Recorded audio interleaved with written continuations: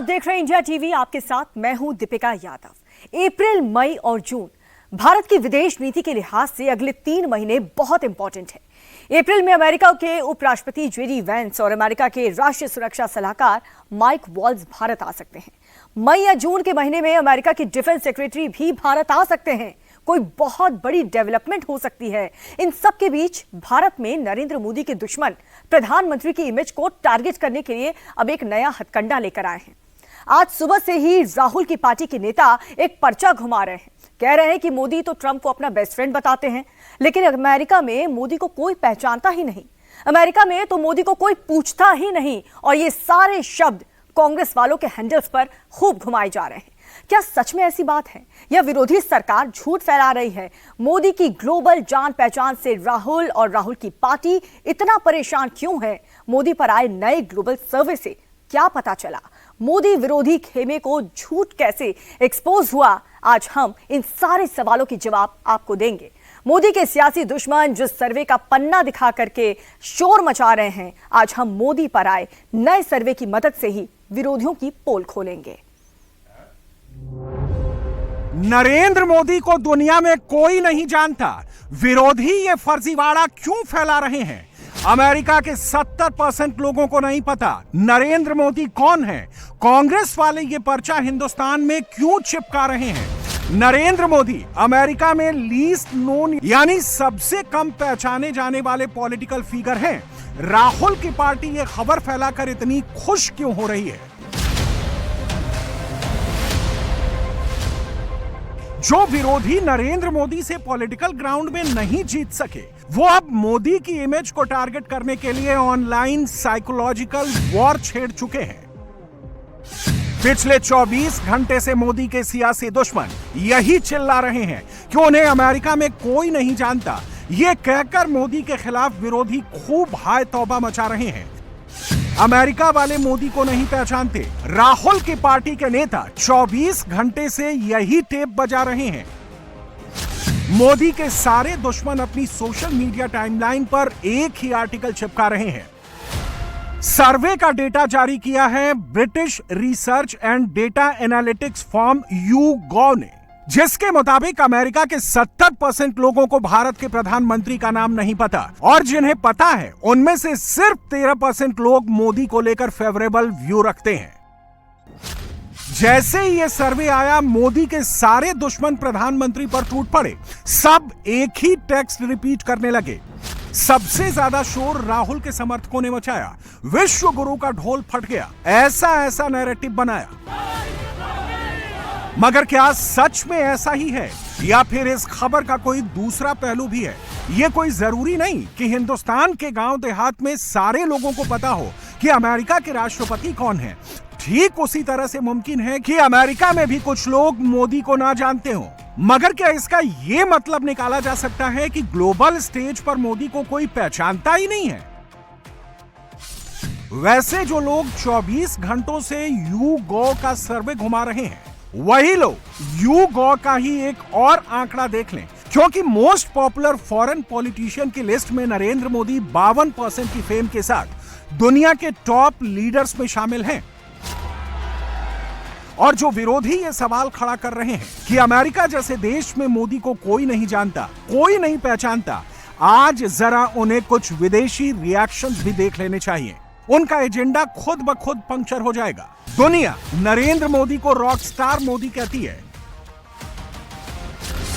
Time magazine में जब Trump Modi की बात होती है तो दोनों की तस्वीर एक साथ छपती है। नरेंद्र मोदी के 10 साल में ऐसा भी हुआ है जब दुनिया के टॉप 3 लीडर्स में भारत के प्रधानमंत्री का नाम ही शामिल किया गया है। वैसे बात जब अमेरिका की हो रही है तो आज मोदी के दुश्मनों को अमेरिका की ही टॉप सर्वे एजेंसी मॉर्निंग कंसल्ट का लेटेस्ट डेटा भी देख लेना चाहिए। जो लोग आज इस बात पर खुश हो रहे हैं कि 70% अमेरिकी मोदी को नहीं जानते, वो यह आंकड़ा देखकर पानी पानी हो जाएंगे। दुनिया के 22 राष्ट्राध्यक्षों की अप्रूवल रेटिंग में नरेंद्र मोदी इस वक्त भी 77% की अप्रूवल रेटिंग के साथ नंबर 1 ग्लोबल लीडर बने हुए हैं। मैक्सिको की राष्ट्रपति क्लॉडिया पार्डो 69% के साथ नंबर 2, अर्जेंटीना के राष्ट्रपति जेवियर माइली 62% के साथ नंबर 3, ऑस्ट्रेलिया के एंथनी एल्बनीज 54% के साथ नंबर 4, अमेरिकी राष्ट्रपति डोनाल्ड ट्रंप 49% की अप्रूवल रेटिंग के साथ नंबर 5 पर हैं। स्विट्जरलैंड की राष्ट्रपति कैरिन केलर सटर 47% के साथ नंबर 6, पोलैंड के पीएम डोनाल्ड टस्क 40% के साथ नंबर 7, इटली के पीएम जॉर्जिया मेलोनी 40% के साथ नंबर 8, नॉर्वे के पीएम जोनास गेहर स्टोरे 40% के साथ नंबर 9, नीदरलैंड्स के पीएम डिक शूफ 39% के साथ नंबर 10, स्वीडन के पीएम उल्फ क्रिस्टरसन 36% के साथ नंबर 11, साउथ अफ्रीका के राष्ट्रपति सिरिल रामफोसा 35% के साथ नंबर 12, स्पेन के पीएम पेड्रो सांचेज 34% के साथ नंबर 13, ब्राजील के राष्ट्रपति लुइस इनासियो लुला दा सिल्वा 33% के साथ नंबर 14, तुर्की के राष्ट्रपति रेसेप तैयब एर्दोआन 33% के साथ नंबर 15, ब्रिटेन के पीएम कियर स्टामर 32% के साथ नंबर 16, कनाडा के पूर्व पीएम जस्टिन ट्रूडो 31% के साथ नंबर 17, जापान के पीएम शिगेरू इशिबा 25% के साथ नंबर 18, साउथ कोरिया के राष्ट्रपति यून सुक योल 22% के साथ number 19, German chancellor Olaf Scholtz 21% के साथ नंबर 20, फ्रांस के राष्ट्रपति मैक्रो 19% के साथ नंबर 21 और चेक रिपब्लिक के प्रधानमंत्री पेट्र फियाला 16% की अप्रूवल रेटिंग के साथ 22वें स्थान पर मौजूद हैं। यानी दुनिया के 22 ग्लोबल लीडर्स में इकलौते नरेंद्र मोदी ऐसे राष्ट्राध्यक्ष हैं जिनकी अप्रूवल रेटिंग 70% से ज्यादा है। 22 में से 18 ग्लोबल लीडर्स तो ऐसे हैं जिनकी अप्रूवल रेटिंग 50% से भी कम है और ये वो तमाम चेहरे हैं जो नरेंद्र मोदी को ही सबसे पावरफुल लीडर मानते हैं, नरेंद्र मोदी को ही बॉस कहकर पुकारते हैं। Prime Minister Modi is the boss. I don't need to tell anyone here. He is the most popular world leader for a reason. I think you are an inspiration for the rest of the world. Which I think is the most loved one of all around the world. Prime Minister Sri Narendra Modi, we owe you a debt of gratitude. I am a fan of Modi, so. His vision for digital India, was ahead of its time. The Honourable Prime Minister Modi. My good friend, can I say thank you so much for generously welcoming me to India. I'm a great admirer of your extraordinary achievements as Prime Minister, as you know. Narendra Modi की लोकप्रियता, मोदी की global outreach का अंदाजा इसी बात से लगा लीजिए कि जब वो American computer scientist Lex Fridman के साथ 3 घंटे का पॉडकास्ट करते हैं, तो अमेरिकी राष्ट्रपति डोनाल्ड ट्रंप अमेरिकी social media platform truth social पर मोदी के उस पूरे पॉडकास्ट का लिंक शेयर करते हैं। अमेरिकी सेनेटर्स, अमेरिका के लोग मोदी के उस पॉडकास्ट के बाद थैंक यू पीएम मोदी वाला मैसेज पोस्ट करते हैं। नरेंद्र मोदी खुद ट्रुथ सोशल ऐप पर अपना डेब्यू करते हैं, ट्रंप के साथ वाली फोटो शेयर करते हैं और कैमरे पर बताते हैं कि ट्रंप जब उन्हें कोई मैसेज भेजते हैं तो क्या कहते हैं। शो की बात अमेरिका की हो रही है, जिसके पीछे छिपकर प्रधानमंत्री के सियासी दुश्मन उनकी इमेज को नुकसान पहुंचाने की कोशिश कर रहे हैं। तो आज उसी अमेरिका में हुए इंडियन अमेरिकन एटीट्यूड सर्वे के आंकड़े भी देश के सामने रख देते हैं। इससे दूध का दूध पानी का पानी हो जाएगा। जो विरोधी एक सर्वे के आधार पर यह फैला रहे हैं कि विदेशों में तो मोदी को कोई नहीं जानता, वो इस सर्वे के आंकड़े नोट कर सकते हैं। इस सर्वे के मुताबिक 2024 में 47% लोगों को लगता है कि मोदी की लीडरशिप में भारत राइट ट्रैक पर आगे बढ़ रहा है, जबकि 2020 में ऐसा मानने वालों का आंकड़ा 36% था। यानी ताजा सर्वे में सीधे 11% का जंप हुआ है। 2020 में 39% लोगों की राय थी कि भारत रॉन्ग ट्रैक पर है। 2024 में इसमें भी गिरावट दर्ज हुई और अब ऐसा मानने वालों की संख्या सिर्फ 32% है। इसी सर्वे में 46% लोगों की राय है कि वो मोदी सरकार की नीतियों का खुलकर समर्थन करते हैं। इंडियन अमेरिकन एटीट्यूड सर्वे में ये भी बात पता चली कि 2024 के लोकसभा चुनाव के बाद 41% लोगों की राय में भारत में लोकतंत्र और ज्यादा मजबूत हुआ है। यह सब कुछ नरेंद्र मोदी की लीडरशिप की वजह से ही मुमकिन हुआ है। एक ऐसी लीडरशिप जिसे उनके विरोधी दिन रात तार तार करने की कोशिश करते हैं। मोदी विरोधी गुट कभी नरेंद्र मोदी को नो डेटा सरकार कहकर ताना मारता है, कभी नरेंद्र मोदी को अपोजिशन का दुश्मन बताकर विपक्षी खेमा पोस्टरबाजी करता है, दिन रात हवा में तीर छोड़ता है। कभी ये नैरेटिव बनाने की कोशिश करता है कि मोदी तो अडानी के कंट्रोल में है। पर्सनल अटैक से लेकर टारगेटेड अटैक तक भारत का विपक्ष लोगों के दिमाग में दिन रात मोदी के खिलाफ नफरत और जहर भरने की कोशिश करता है। लेकिन विपक्ष के झूठ के पुलिंदों के बीच पब्लिक का रिएक्शन क्या कहता है, लोगों का रिएक्शन क्या कहता है, इंडियन अमेरिकन एटीट्यूड सर्वे में इसका भी खुलासा हुआ है। नरेंद्र मोदी की लीडरशिप को तो 47% इंडियन अमेरिकन अभी भी अप्रूव करते हैं। लेटेस्ट सर्वे के मुताबिक 28% इंडियन अमेरिकन खुद को बीजेपी के सबसे करीब महसूस करते हैं। सिर्फ 20% ही कांग्रेस को सपोर्ट करते हैं। इसे और बड़े ग्राफ से समझें तो सर्वे के मुताबिक 52% इंडियन अमेरिकन मोदी को, 49% बीजेपी को और 42% आरएसएस का खुलकर सपोर्ट करते हैं। देश हो या देश के बाहर हो, मोदी को मिलने वाले इस जबरदस्त सपोर्ट के पीछे की इकलौती वजह है प्रधानमंत्री का हार्ड वर्क, जो उन्हें ग्लोबल स्टेज पर एक अलग लीग में खड़ा करता है। इसीलिए तो मोदी का सपोर्ट 14 में बढ़ा, 19 में बढ़ा, 24 में बढ़ा और अब 2025 में भी मोदी का सपोर्ट बेस पीक पकड़ने लगा है। एंटी मोदी गैंग 70% लोग मोदी को नहीं जानने वाला पर्चा घुमाते हैं, मोदी को दिन रात सुबह शाम ताना मारते हैं। जबकि दूसरी तरफ विश्व में जब भारत की बात होती है तो हेडलाइन ये बनती है कि इंडिया अब एक डिजिटल पावर हाउस है। हेडलाइन ये बनती है कि मोदी की विदेश नीति ने भारत को आगे का रास्ता दिखाया है।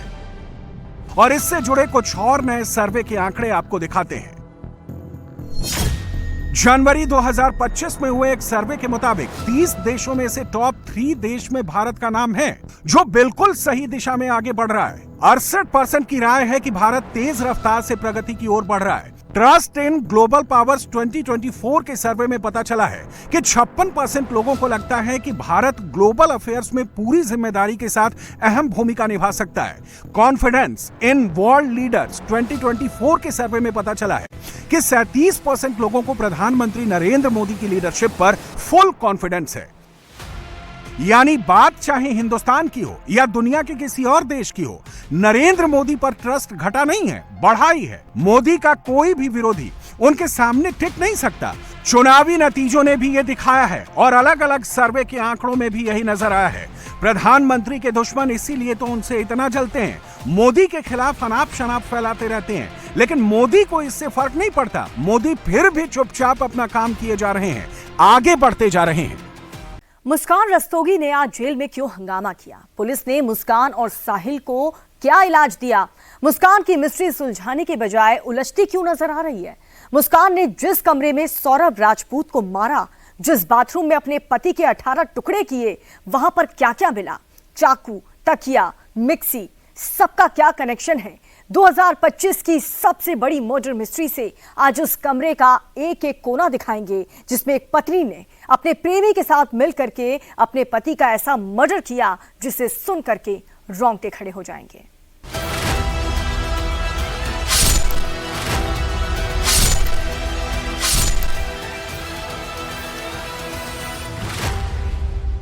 मेरठ के सौरभ राजपूत मर्डर केस में सबसे बड़ा खुलासा, उस कमरे में कितने सबूत जहां सौरभ का मर्डर हुआ, वो बेड कैसा है जहां मुस्कान ने सौरभ का कलेजा काटा, वो चाकू कैसी है जिससे 3 बार सौरभ के दिल को छलनी किया, वो बाथरूम कैसा है जिसमें मुस्कान ने पति के 18 टुकड़े किए, बेड में मिक्सी रखने का मकसद क्या था? मुस्कान ने अपने बॉयफ्रेंड साहिल के साथ मिलकर अपने पति सौरभ की जिस घर के अंदर, जिस कमरे के अंदर हत्या की, इस वक्त इंडिया टीवी की टीम मेरठ के ब्रह्मपुरी के उसी घर के अंदर मौजूद है, जहां पर अब तक कोई नहीं आ पाया है। ये जो आप दरवाजा देख रहे हैं, इसमें फिलहाल ताला लगा हुआ है। ये घर के अंदर का कमरा है, जिस कमरे के अंदर सौरभ और साथ ही जो उनकी पत्नी है मुस्कान, वो यहाँ पर रहा करते थे। जब सौरभ बाहर रहता था, विदेश में रहता था, तो साहिल अक्सर ये जो गेट आप देख रहे हैं, मेन गेट, इस गेट से अंदर यहाँ पर आता था। आस पड़ोस के लोगों का कहना है कि सुबह, दोपहर, शाम 2 से 3 बार वो यहाँ पर घर के अंदर आता था और अंदर आने के बाद सीधा इस कमरे में चला जाता था। एक बार इसी कमरे के अंदर आपत्तिजनक हालत में मकान मालिक ने देखा भी था, जिसकी जानकारी सौरभ को दी थी। ये वही कमरा है जिस पर 3 मार्च की रात को 11:30 बजे इस साल की सबसे सनसनीखेज मर्डर मिस्ट्री को अंजाम दिया गया। लंदन से लौटे सौरभ राजपूत को खाने में नशीली गोलियां खिलाने के बाद उसकी पत्नी मुस्कान ने अपने बॉयफ्रेंड साहिल के साथ मिलकर इसी कमरे में हत्याकांड को अंजाम दिया। ये आप पहली बार वो कमरा देख रहे हैं। सामने ये अलमारी है और अलमारी के पास यहीं पर जो बेड है, यहां पर सौरभ सो रहा था। यहाँ पर पहले इन लोगों ने खाना खाया।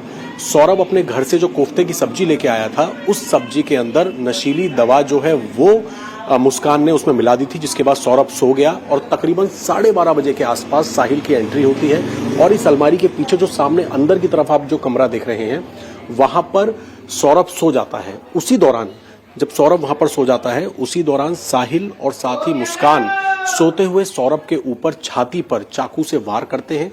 चाकू से वार करने के बाद जब मौत हो जाती है सौरभ की, तो सामने जो आप जगह देख रहे हैं, सामने वो बाथरूम है। एक कमरे का ये फ्लैट है, सामने वो बाथरूम है। उस बाथरूम के अंदर लेकर जाया जाता है बॉडी को और बाथरूम में ले जाने के बाद तकरीबन 18 टुकड़े बॉडी के करते हैं साहिल और साथ ही मुस्कान, क्योंकि वो 2 चाकू पहले से खरीद कर लेके आए हुए थे। उनकी पूरी प्लानिंग थी। बॉडी के टुकड़े किए जाते हैं। टुकड़े करने के बाद जो बॉडी का धड़ होता है, वो ये जो कमरा है, इसके अंदर ही एक बेड है। बेड में उस धड़ को छिपा देते हैं और सिर और साथ ही जो दोनों हाथ और कलाई हैं, उनको एक बैग में डाल के पास में जो साहिल का घर है वहां पर ले जाते हैं और रात भर तकरीबन 3 बजे, सुबह 4 तारीख को 3 बजे के आसपास सुबह वो वहां पर पहुंचते हैं साहिल के घर पे। वहां पे बॉडी रखते हैं, बॉडी के पार्ट्स रखते हैं, वहां पे नशा करते हैं और सुबह 9 बजे उठ के वो पानी का ड्राम खरीदते हैं।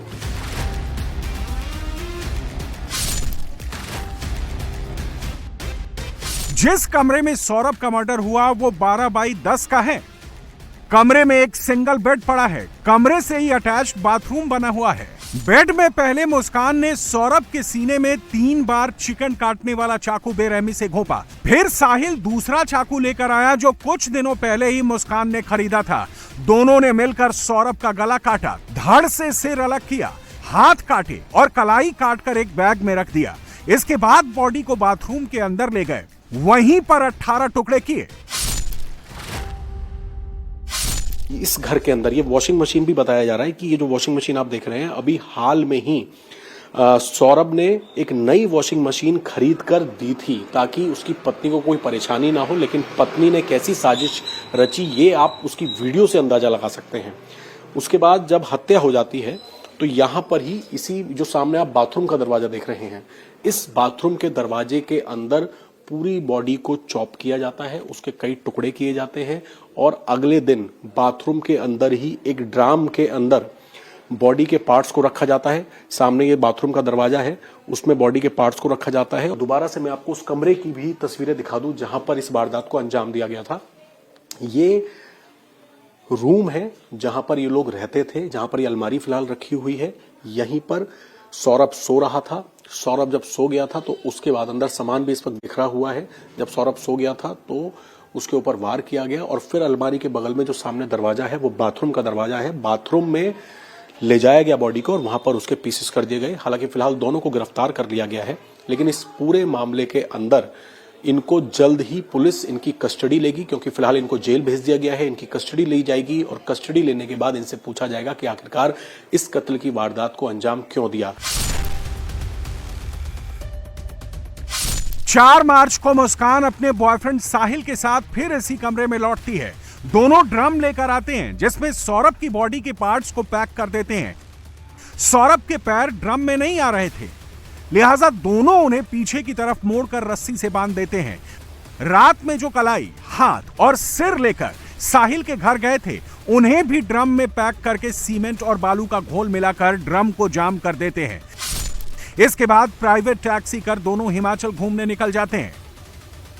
और फिर सीमेंट से पूरी बॉडी को पैक करने के बाद यहां से अगले दिन एक टैक्सी हायर करते हैं मुस्कान और साहिल और सीधा शिमला, मनाली, कसौल निकल जाते हैं।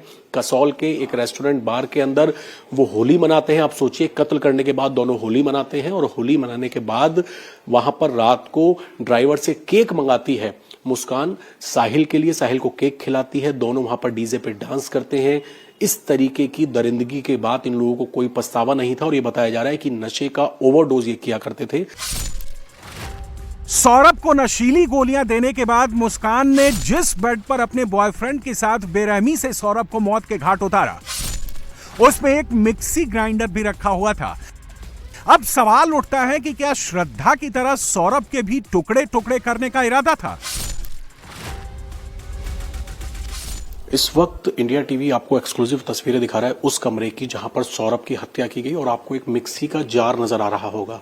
इस मिक्सी के जार का क्या इस्तेमाल किया, क्या बॉडी के जब टुकड़े किए गए तो उसमें हड्डियों को मिक्स करने के लिए, तोड़ने के लिए, उनको क्रश करने के लिए क्या इस मिक्सी के जार का इस्तेमाल किया गया, ये एक बड़ा सवाल है। साथ ही आप देख रहे हैं कमरे के अंदर तमाम ये अलमारी यहाँ पर रखी हुई है और तमाम तरह के जो कागज हैं वो यहाँ पर फैले हुए हैं। ये बेड है और इसी बेड पर सौरभ सो रहा था। मिक्सी का जार है, साथ ही कुछ कागजात यहाँ पर पड़े हुए हैं और कागजात के अलावा तमाम तरह के कपड़े, एक पर्स यहाँ पर है, पर्स के साथ मिक्सी का जार है, कुछ पॉलिथीन्स यहाँ पर पड़ी हुई हैं और साथ ही इस मिक्सी के जार के पीछे ऊपर की तरफ आप देखेंगे तो कुछ सूटकेस यहाँ पर पड़े हुए हैं। एक कपड़ा पड़ा हुआ है जो कि बहुत गंदा कपड़ा लग रहा है। उसका किस तरीके के क्या सबूत मिटाने के लिए इस्तेमाल किया गया, ये एक बड़ा सवाल है। लेकिन ये जो मिक्सी का जार आप देख रहे हैं, ये एक बड़ा सवाल खड़ा कर रहा है कि आखिरकार इस मिक्सी के जार का क्या इस्तेमाल किया गया। क्योंकि जब बॉडी के पार्ट्स किए गए, बॉडी के पार्ट्स सामने बाथरूम के अंदर बॉडी के पार्ट्स किए गए, जो सामने आप अलमारी के बगल में बाथरूम देख रहे हैं, और फिर जब बॉडी के पीसेस किए गए तो क्या उसमें मिक्सी का भी इस्तेमाल किया, मिक्सी के जार का इस्तेमाल किया ताकि जो हड्डियां हैं उनको पूरी तरीके से क्रश किया जा सके उस सीमेंट के जार में डालने से पहले।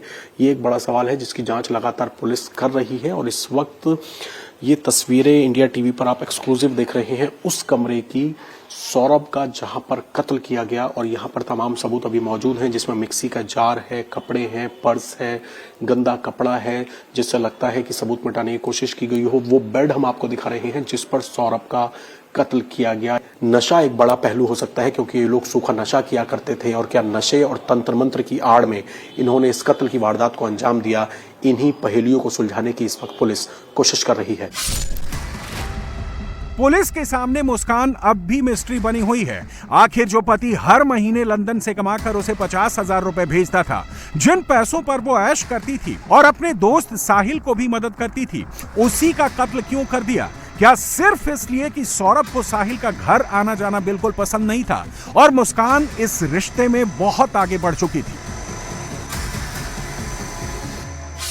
मकान मालिक ने देखा था जिसकी जानकारी उन्होंने सौरभ को दी थी और सौरभ ने साल 2021 में तलाक की अर्जी भी दी थी। लेकिन फिर परिवार के चलते और अपनी पत्नी और बच्ची के चलते उसने तलाक की अर्जी जो है वो वापस ले ली। लेकिन वो इस बात से बेखबर था कि नवंबर महीने से उसके कत्ल की पूरी एक साजिश जो है वो तैयार की जा रही है और मौका पाते ही नवंबर से ये जो पूरी साजिश थी वो तैयार की गई। साथ ही मुस्कान अपने दोस्तों से बोलती थी कि उसको एक पूजा करानी है, पूजा की सामग्री को जमीन में वो कहाँ गाड़ सकती है।